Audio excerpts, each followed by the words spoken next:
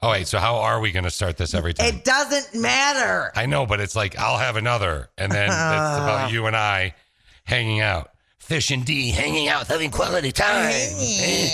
Nobody cares about the intro. And then you called me a little bee right before you, like right before we open it up. I'm like, oh, that's not hurtful. A little bitch. All right, fine. No, but yeah, because I was like, "Where's your cocktail?" And you were like, "It doesn't matter. It's fine." Well, when we spoke about your last book, I was not of the right mind because you and I pre-beveraged way too much beforehand. You and I, or just you? I think your body is so used to the amount of alcohol you consume. That is not true. I am not an alcohol consumer like I used to be. Oh my God, you were amazing back in the day. Oh. Yeah. Back before you were more stable and happy. I know, right? When you were miserable. Yeah. Misery breeds alcohol. It's great. I could really hold my own. You could. And now you're very in depth and you're life-provoking. No, not provoking. Life-provoking. I hope not. Stop you're reading. Life-thinking. And I'm trying to read. Well, you get mad at me because I still haven't read your other book that you suggested, which was The Four Agreements. The Four Amendments. Isn't it? So bad. You're so bad. Okay, it's The Four Agreements. Yeah. And which is about... And then, like, I even posted it. It was proof that Facebook is always listening. But so after we did the podcast, this post came up and it was whatever, like a suggested follow, yada, yada, yada. Yeah. And it was someone talking about the Four Agreements. And so I shared it. And then there was all these people that were commenting about how they love that book. It's one of their favorite books. They read it all the time or whatever. They regularly read it. It's in their bathroom. They do whatever. Good to read while you poo. Well, but I also, like, I'll listen to the Four Agreements because I usually listen to these books. You have to teach me about the book listening. Our boss has actually been talking to me about that too. So yeah. Yeah, I have a lot of windshield time. So the Audible is good for me. See, I do the podcast because typically because, I support podcasting people. I'll do both. Okay. You can do both. That's a lot of listening. God, why are you so extreme? What am I going to? Well, when do you listen to the most podcasts? Is it like when you're driving, or is it when you go on your walks? Driving. Usually in my walks, I try to not listen to anything. Why is that? Because I'm scared of men. Which would be a great name for a podcast. Yeah, because you have to be aware of what's going on around your surroundings. I'll be like the male voice if you want to get three of your females together and do a podcast called I'm Scared of Men. It's true. It would be great. It's true. Didn't you see that big story where there was like women would rather encounter a bear on a walking trail than a man because at least a bear will just kill you? I know that my old dog, Barrett the dog, that my ex used to go on walks with him. Around like a trail near our old home. Yeah. And there was a guy that gave her the skeeves. Oh, yeah, I knew. And, I know Current actually as well. Same time when you're there, she was walking, Kara was walking the other day, and there was a guy back there, and it kind of freaked her out. Yeah. I'm usually not that guy, though. When I walk, because what I do when I walk is I like to make sure both my hands are to my side and then elevated about 6 women inches, not man inches, and then palms out. Yeah. So when I'm walking. You're like walking like Jesus. You were like, you like this? The peaceful Jesus, but no, you're like arms all the way down. Come on, do you like this? Oh Come my God. on. Hey girl, what's up? I can't believe you should be pepper sprayed daily. I'm immune to it. I practiced for years. I pepper spray myself all the time. I bet you did. Yeah. I bet you did. Okay, so today what are we doing? Today is a book that I think everybody should read or listen to. I really enjoyed listening to it more so than reading. Reading got hard because there's a lot of numbers in the book. Wow, numbers. What the hell? So It's called The Good Life. And so it's a 80-year plus study on happiness. Okay, so penis. Okay, so the numbers, is it about salary and what we should make a year and all that crap? It does get into that. Okay. But you're going to be kind of surprised at what the results are about that. Whether we're all screwed.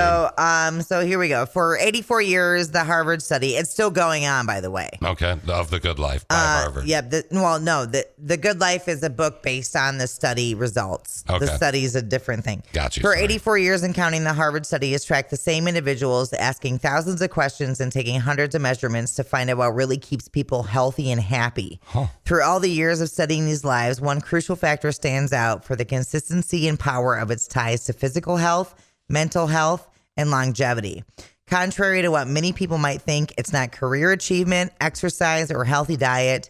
Those things do matter. But one thing continuously demonstrates its broad and enduring importance, and that's good relationships.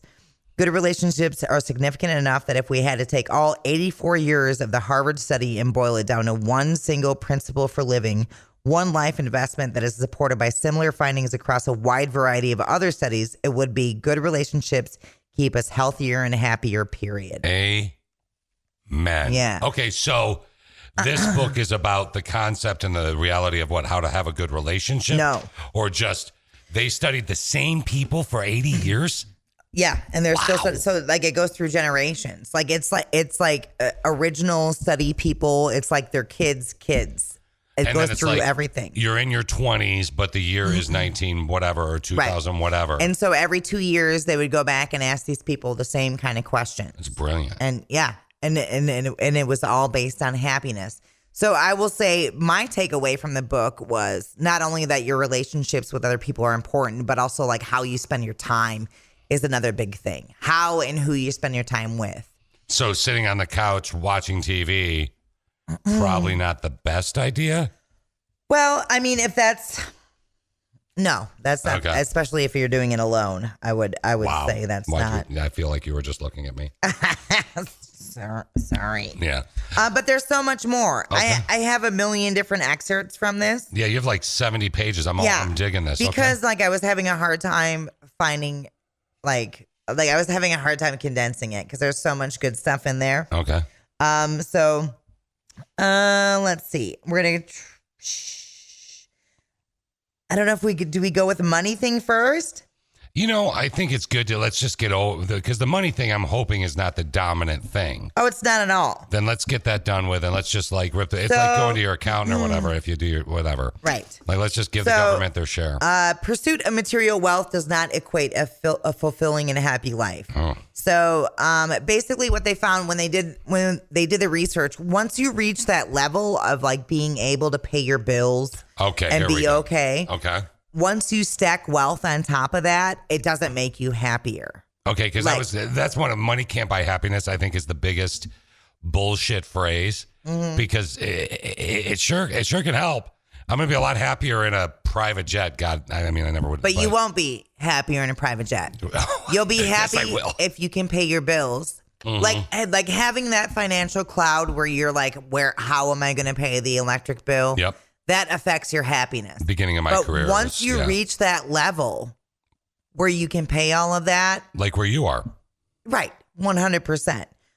She's loaded. You can't add more money onto that and make more happiness. You're going to have that same level of happiness because that's how the human brain works. Do you really? I mean, is this the book or is this you? It's me. Okay, because I met you, much like my friend. I call him Jake the trainer.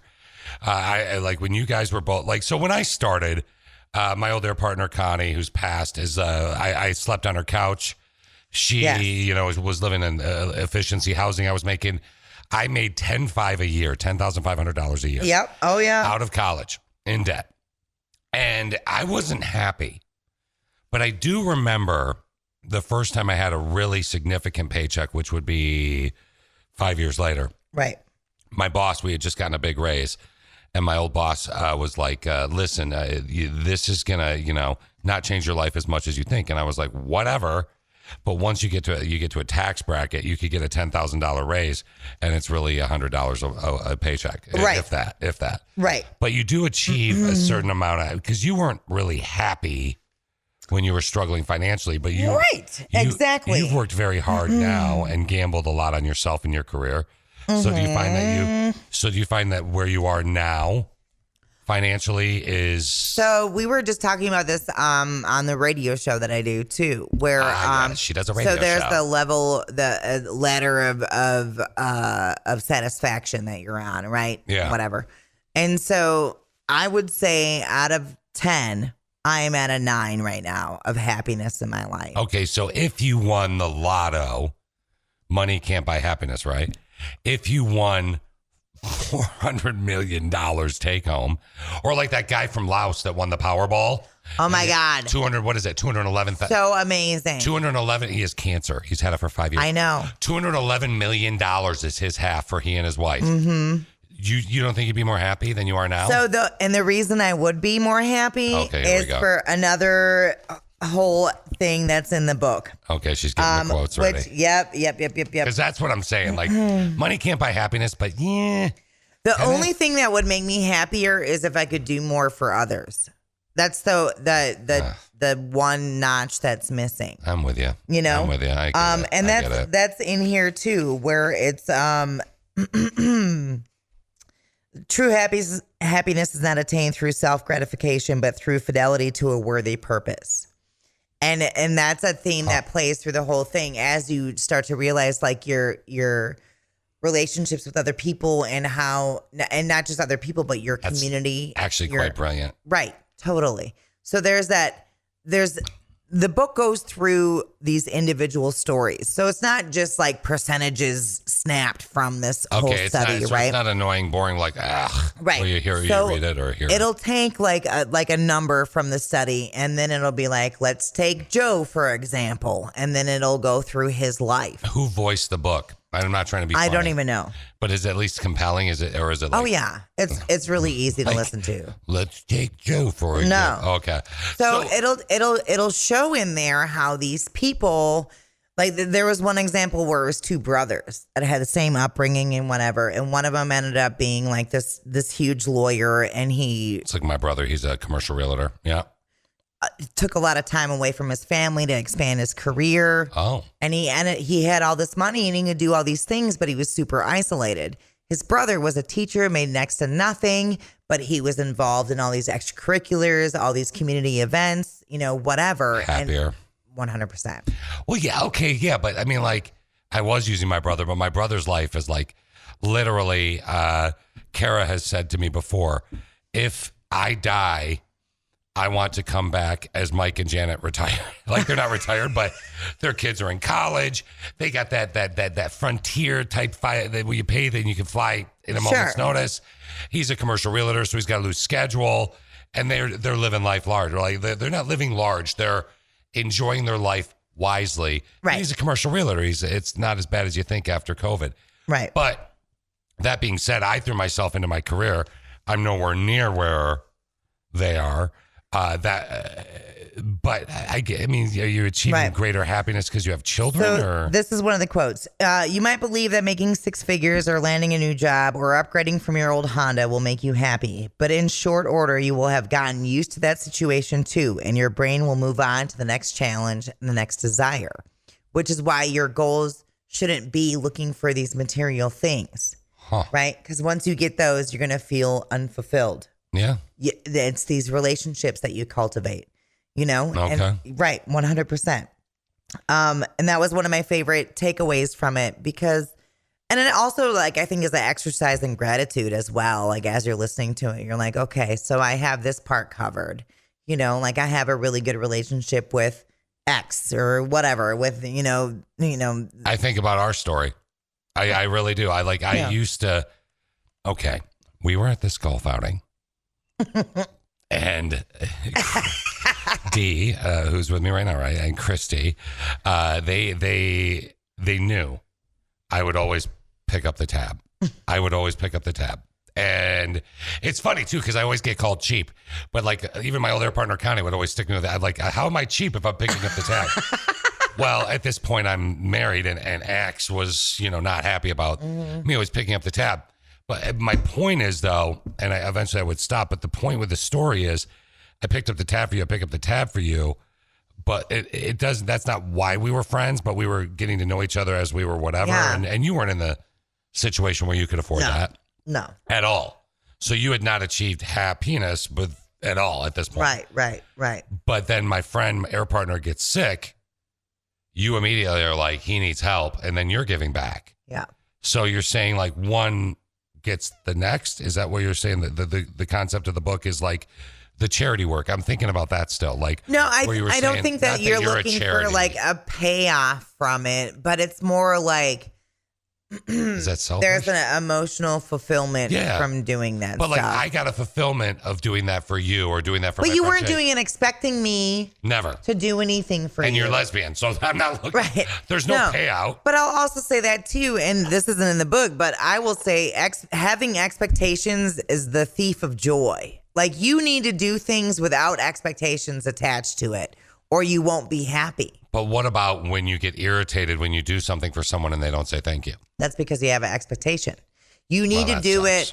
You need to do it without expecting a thank you, because you're doing it for you. What about when I hold the door open for somebody and they don't say thank you? Let it go. What if about when I'm going through the grocery store and they almost bump into me and they Let don't it say go. excuse me?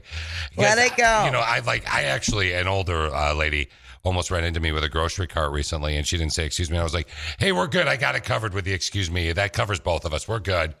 Because I was having a day. But you know, maybe she was having a day. I don't care. Just say excuse me, damn it. Don't you, am I all over the map, or does that make sense? No, you're fine. You're fine. And you're working through all of this too.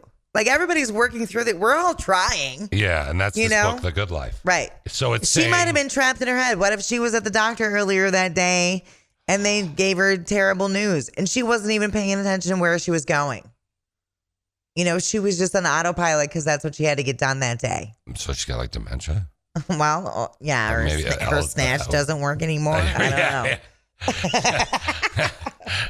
So LOP, lack of. Okay. But this brings number 5 that in this list that I have. So giving and acts of kindness bring profound joy. So helping others, contributing to society gives that deep sense of joy and fulfillment. So and this is practicing gratitude, which is also in the 4 agreements, right? Like practicing gratitude and being saying thankful. Thank you or excuse me. Right. Well, not excuse me, saying thank you. She gave you that experience for the day that made you think about where you were coming from and what you were dealing with. Yeah. So you need to thank her for being rude. Like, that's how gratitude works. That's the dumbest thing I've ever heard in my life. And you're ridiculously smart. Like, I don't understand that. Wait. It's the cycle of gratitude. So when she... being rude to you. I should have stopped and said, you know what? Thank you for being rude to me because it gives me gratitude. Don't even stop. You just go about your day. But that little twinge that you felt where you're like, you're kind of a bitch for doing that. Yeah. You need to be like, okay, well, thank you for making me realize that I have to have patience with you. Like, thank you for making me have to exercise patience. Thank you for, you know, yeah. Like that's the whole cycle of gratitude there, where you end up where you're like grateful for people being kind of shitty to you because it makes you a better person and makes you more understanding and where they're coming. There's no way that works for you. There's no way you do that. It's hard. People are shitty to you a lot. I know. I mean, honestly, you're a nice How do you human. think I get through it? You're a little intimidating, but I mean, honestly, honest to God. I mean, you have amazing Avery, right? Yeah. But Avery's your kid. Avery's shitty to you, I'm sure, at some points. Oh, yeah. What do you do when your daughters are shitty to you? Well, and that, I mean, obviously that's, you're trying to guide them through life. So, I mean, does that tie in with what we're doing or no? Yeah, your relationship with your kids absolutely does. Because I have a friend, we'll call her anonymous, that has a couple daughters that are teenagers and they're kind of crappy, terrible at time. Yeah, but like your job at that point. Well, it's hard to make it so it doesn't negatively emotionally affect you, but. Your job at that point is to figure, like, why are you being shitty? What happened today? What's going on that you're being mean to me? And sometimes it's just hormones. And we were all there. We've all been there. Yeah. And so coming from a place of understanding, remembering what it was like to be a teenager, I found that with a lot of people where it's just like, don't you remember being an asshole? I wasn't. For no reason. I was fat. Yeah. I mean, honestly, all joking aside, I was very fortunate. I had an incredible mother and father that rarely fought. But that being said, and they weren't far from perfect. But that being said, I was pretty basic. Like I had no curfew. I had one fight ever with my mother. Yeah. And it's because she wouldn't let me play Star Wars with Mike Opdyke. So like, what's the big deal? Yeah. I have a feeling. Oh yeah. That's why you like the rock music. More. Yeah, it was a little. You're a little naughty. But I was also the last kid. So I was like a free. You're the baby. I was a free range child. Are you the baby? Mm-hmm. I'm the baby. Are you a baby? You're a baby. Who's a baby? You're a baby. Okay, wait. You have this giant list. Okay, go to your next one, and then we'll go fill up. One of the other things I love about this, and this is crazy because this kind of ties into my journey with my horse, oddly enough. Einstein. Yeah. Who used to be, as we learned. MC squared. Well, the podcast of I'll Have Another. Yeah. Is a horse. It wasn't named after a horse, but it is also the name of a horse that is related to Einstein. Yep. 100%. Did you ever dig deeper into that, or? So Einstein is the great or the great grandson of Secretariat, but they have common ancestors. I believe that I'll Have Another. I have to look into it. I think Danzig and Northern Prospector were in there, but I'll have to double look. Wait, Einstein is the great grandson of Secretariat. Mm-hmm. But a lot of thoroughbreds have Secretariat in them. Can Einstein make baby still or no? No, he's a gelding. Okay, I don't know what that means. Yeah, he's got his nuts cut off. Oh, so it's like married. Before we go to break, so this is the lesson I learned through riding my horse and taking lessons. Okay. Is that happiness is not a destination, it's a journey. And that's the whole thing. So like I know basic dressage with my horse and whatever, and nobody will ever be perfect at dressage. The Olympic riders will never be perfect. They get like 84%. So like you have to that can't be your goal. I hate that I know this, but what's dressage? And whatever, modern dressage, I don't necessarily agree with. Is that jumping, or is that the fancy? No. It's on flat. Yeah, it's like the dancing horses or whatever. Got it. Okay. But the basic levels of dressage focus on the biomechanics of being the most comfortable that your horse can be carrying you. Teaching your horse how to carry a rider and carry themselves properly. Okay. In the most biomechanically friendly way is the basis of dressage. When you get in the higher levels, it gets a little wonkier, and I'm not necessarily what I agree with, and I think it detaches away from what the purpose of it really is. But besides that, it taught me that you're never going to be perfect at this, so you need to just enjoy where you're at with your animal. Enjoy where you are with your journey with your animal. When they learn to carry themselves properly, celebrate that. Don't, instead of like looking towards one main goal, enjoying those tiny victories along the way. Okay, let me try and do the psychology brain on this one. So you said again, happiness is not a destination; it's a journey. Yeah. So much like your body can't be perfect. No person's body is perfect. Right. No matter what. You have to love yourself where you're at. Yeah. So you love like even if you're, I don't know, newly dumped or like recently my dog passed. I keep saying passed or put to sleep, but I said goodbye. I think the right phrase is, maybe we'll talk more about this in the future, but is I said goodbye to Barrett the dog. Yeah. Right. I like, so, cause you never know what to say. Cause you're the one that you put the dog to sleep. Right. Right. But anyway, so like you find that new level of happiness. How? Just time? You have to, right. Well, grieving is time for sure. You need time for that. Nothing's going to help more than time. Right. Right. But this is more about finding happiness where you're at. Right. Like you can't be like, once I earn $200,000 a year, I'm going to be happy. Back to the money. Yeah. Right. Once I have this, I'm going to be happy. Once I do this, I'm going to be happy. Doesn't work. You have to figure out how to be happy where you're at. And you're not going to get to those other places until you accept yourself and feel happy where you're at. That's deep, but it's spot on. It's spot on. Yeah. No, you're not wrong. Yeah. Listening to this book, I cried openly at least 5 times. But you're also... It's amazing. I'm a super emotional cunt. I think it's time to have another. Me too. Okay, well, we'll have another. We'll be right back. And just like that, 1, 2, 3, we are back. In the future, maybe there will be like some kind of an advertisement thing there. I doubt it. What it really was just you and I going and eating sympathy food I got from my friend Grace over at a kennel called Barks on Bourbon because my dog, I said goodbye to my dog. Yeah. But can we reset real quick where we're at? Sure. If you don't mind. So we're talking about your book, The Good Life. Well, book I read. Yeah. Yeah. Well, no, you wrote it. You wrote that. Yeah. But more or less, we've learned about what money or what was that big sentence? Are these your notes we've used? Yeah. Oh, I almost cheated. I know. Stop it. It's the last page. Stop talking to me about it. Okay. It was it was about happiness. Well, you're talking about the material possessions part. Yeah. Right? Yeah. We covered that. What did you want me to recap on? That one sentence we just read before we poured triple shots of espresso martinis. Oh, I don't know. I don't. The good life is one that is engaged in meaningful pursuits and leaves a positive impact on others. Yeah. Okay. So like it's do unto others. That's part of it. It's relationships. Relationships is all of this. Okay. Right? The relationships that you grow throughout your whole life. And the importance of having good, solid relationships. People that make you want to be a better person. And finding joy in helping others without expecting a return. That's what it was. Yeah. Okay. Thank you. Yeah. I love that. Like in reality, like in the podcast, it's been 2 minutes. In our life, it's been like an hour and a half. Yeah. As we were talking about life. Yeah.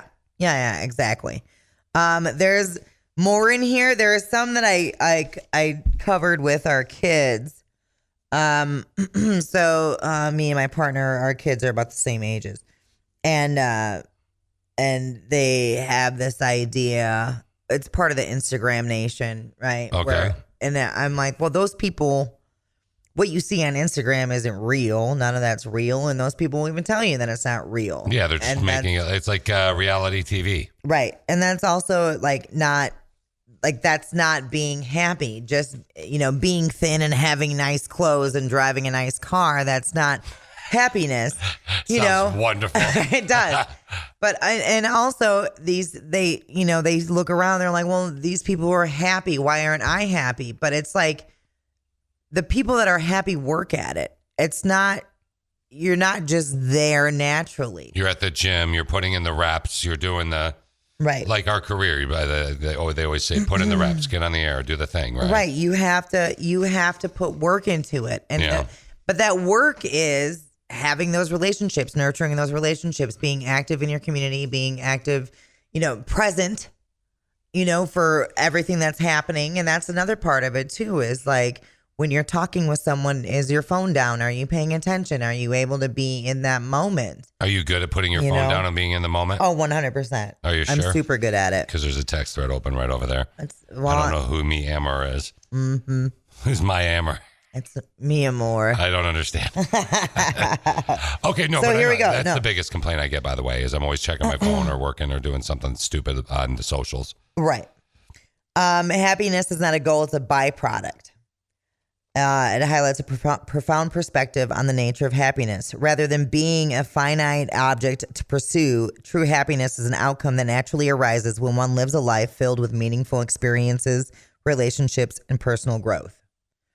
Okay, so meaningful experiences, doing unto other relationships, like we talked about our relationship, personal growth. Mm-hmm. How do you achieve personal growth? Is it by reading The Good Life, or is it reflection? You have to be brutally honest with yourself. It's called self-therapy. My therapists in the past have always said, ooh, fish. Spot on impression of my dad, who was a child psychologist.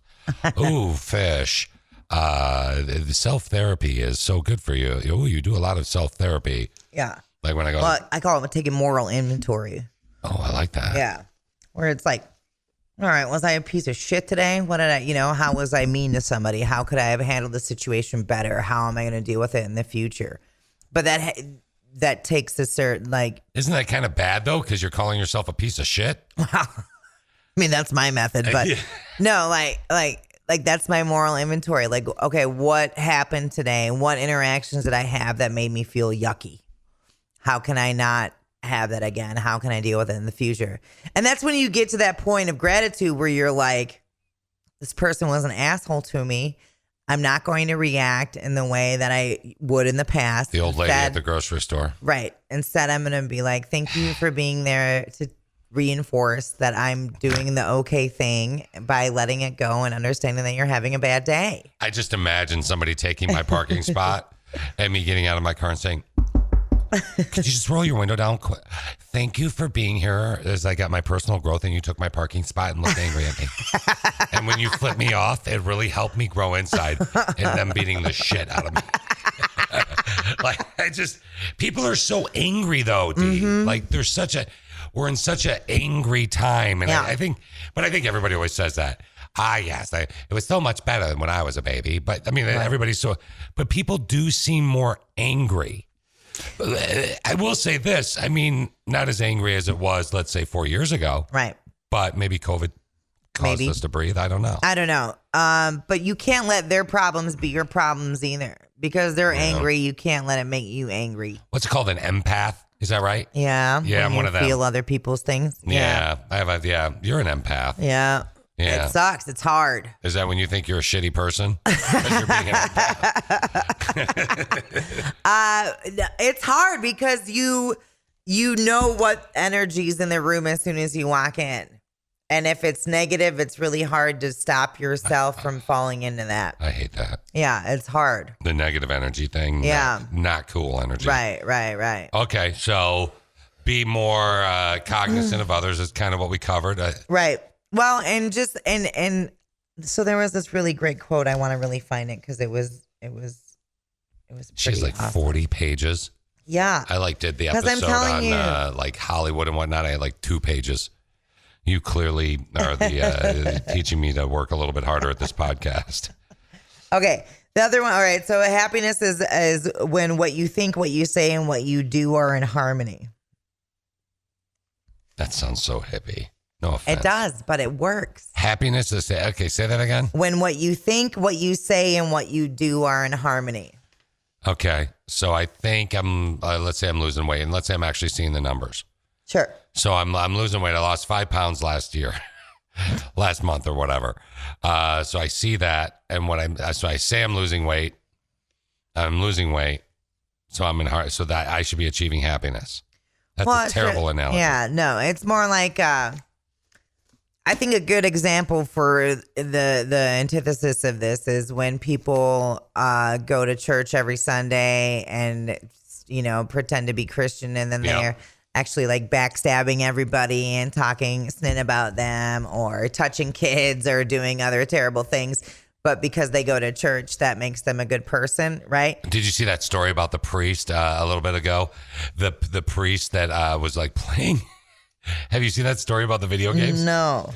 There was a priest between 1999 and 2012, a Catholic priest out of Pennsylvania. Oh, shocking. Was playing video games like Candy Crush and Wizard of Oz online with the church's money. Oh, good. And it might have been 40,000. I can't remember how much money it was. But and they said, well, you're gambling. And the priest was like, and this is no joke.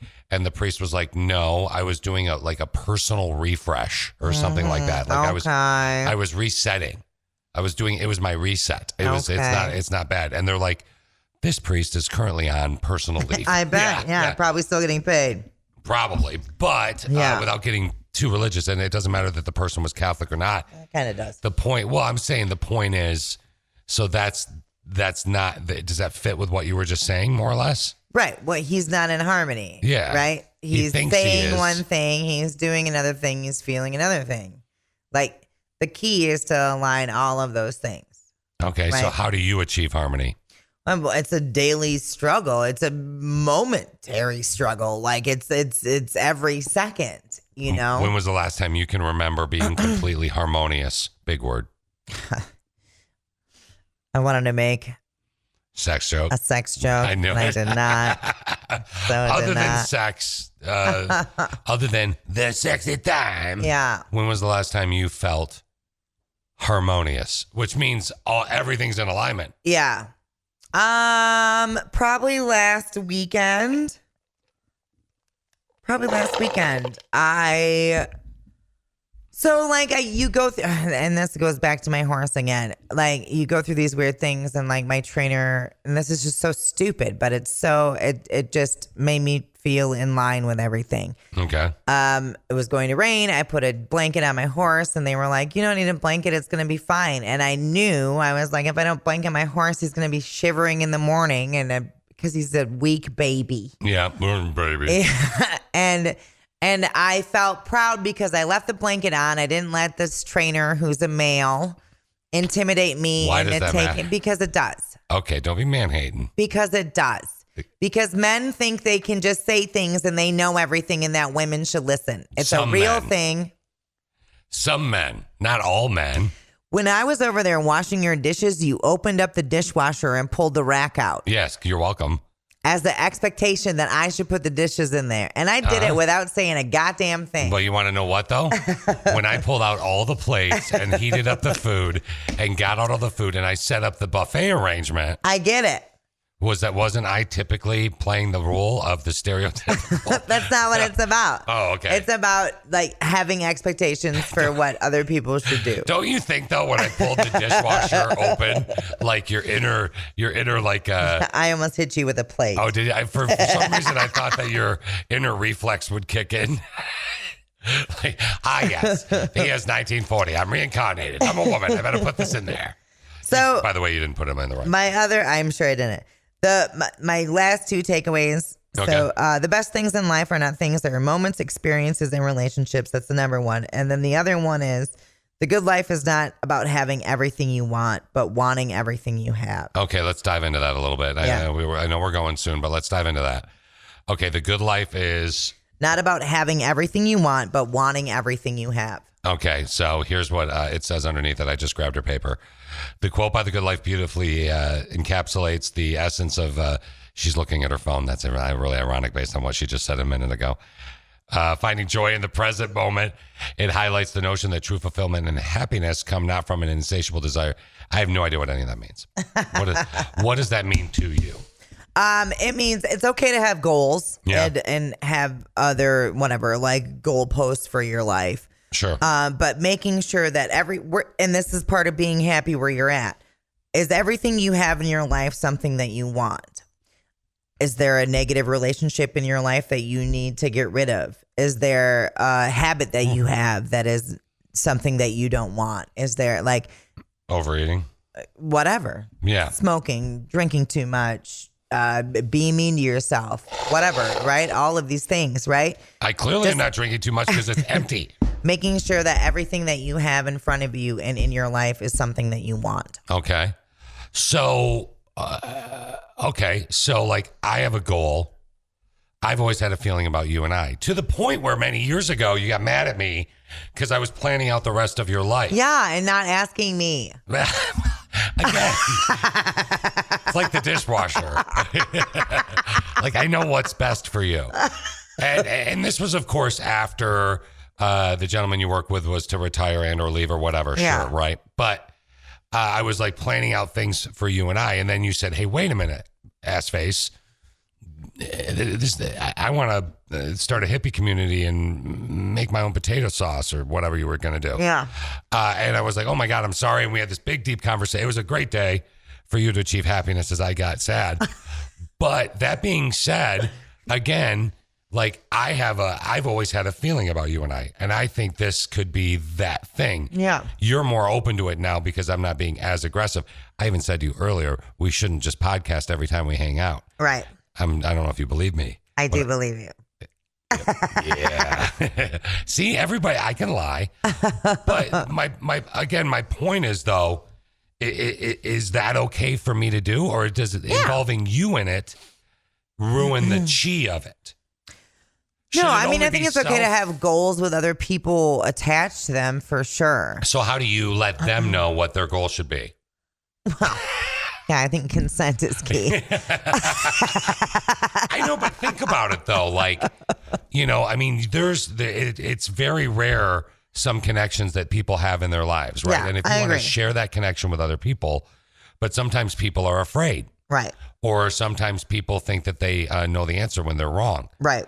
And sometimes someone like me, I'm trying not to be a smart ass, but honest to God, like my point is, how do you achieve said goals without offending or utilizing other people without offending them or something? I'm trying to think of the right way to say that. Like using and manipulating other people? No, but utilizing what's good for you. I sound like a selfish asshole, but I don't mean to. I really don't mean to. I know you don't mean to. Yeah, but so I don't. So like again, the good life, to quote you, the good life is not about having everything you want, but about wanting everything you have. Right. So that's about eliminating. So think about the Marie Kondo thing. Okay. Does this spark joy? Okay. Right. Okay. But who's Marie? Instead of just doing that with your clothes, do that with everything in your life. Is Marie Kondo? Does she do the fashion designer? No, she's an organizer. Oh. That was a big thing. Other people know what I'm talking about. Okay, well, there are people like me out there somewhere. So like just like going back to doing inventory, right? Like what are you doing with your time? And that was another thing in The Good Life too, where they were like, okay, so imagine you're born with an account and it has all the money you're ever going to be able to spend in your life. Okay. How careful would you be with your money, right? Now replace money with time. Because money is money, but you can't buy time. And you're only going to have a certain amount of time. So now you have this only certain amount of time. What are you doing with it? Who are you spending it with? Right? So that's the key there is like your time is that's your asset, dude. And you got to be careful. So then once you have that as your base, then you can go through your whole, what you're doing. You can go through 15 minutes of your life at a time. You can go through an hour. What am I doing right now? Do I like doing this? Why am I doing this? Do I need to sit on my couch and binge loot on Apple TV? And whatever. And maybe watching that show brings you joy, and that's okay. Yeah. You know, maybe that's your wind down, and that's okay. But you also, you know, it's more about doing things you don't like doing. Why am I going over to this person's house when I don't really like hanging out with them? Why were you looking at me when you said that? Sorry. There's no one else here, but like just thoroughly enjoying your time. So it's all about time. Yeah. This is going to become my thing with the podcast. You ready? That's okay. It's all about time, which we're out of. See what I did there? It's called a segue. You're so cheesy. You're cheesy. You're like cheese that was on our chicken sandwich. Baby Schwartz. Thanks for hanging out. We're going to go have another. Hopefully you'll have another. We'll talk to you in the future.